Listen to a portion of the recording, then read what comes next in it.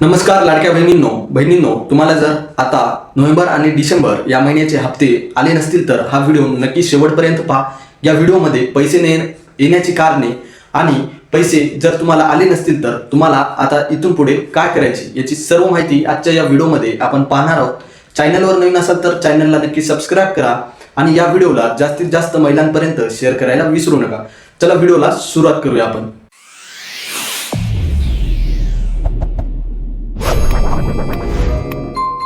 बहिणींनो, जर तुमची केवायसी करताना जर काही ऑप्शन निवड करताना काही चुका झाल्या असतील तर तुम्हाला नोव्हेंबर आणि डिसेंबर या महिन्याचे पैसे येणे बंद झालेले आणि इथून पुढे देखील तुम्हाला पैसे येणार नाहीत। तर तुम्हाला यावर उपाय काय?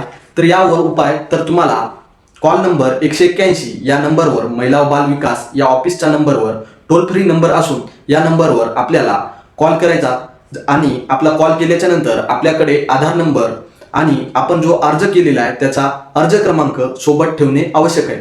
कॉल करून आपण त्यांना विचारू शकतो की आमचे पैसे कशामुळे बंद झाले आणि यावर उपाय काय।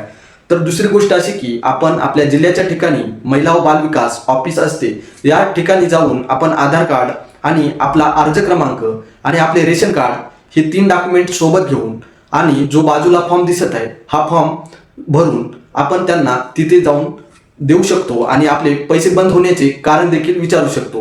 आदितीताई तटकरे यांनी ट्विटरच्या माध्यमातून आता ग्रामपंचायत स्तरावर अंगणवाडी सेविकेकडून मुख्यमंत्री लाडकी बहीण योजनेच्या सर्व लाभार्थी महिलांचे फिजिकल व्हेरिफिकेशन होणार आहे।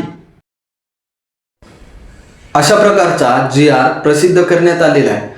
तर लाडक्या बहिणींनो, घाबरून जाऊ नका। जर तुमचे पैसे जरी बंद झाले असतील आणि तुम्ही अटी व शर्तीमध्ये बसत असाल आणि तुमची केवायसी करताना काही चुका झाल्या असतील तर यावर नक्की सरकारकडून मोठी अपडेट येण्याची शक्यता आहे आणि अशाच माहितीसाठी आपल्या चॅनलला नक्की सबस्क्राइब करा, जेणेकरून पुढील मुख्यमंत्री लाडकी बहीण योजनेची काही अपडेट आल्यास तुम्हाला ताबडतोब समजेल। आणि चॅनल सबस्क्राइब करताना बेल नोटिफिकेशन ऑन करून ठेवा, जेणेकरून मी लाईव्ह किंवा आपला व्हिडिओ जेव्हा अपलोड करण्यात येईल तेव्हा तुमच्यापर्यंत लवकरात लवकर नोटिफिकेशन येईल।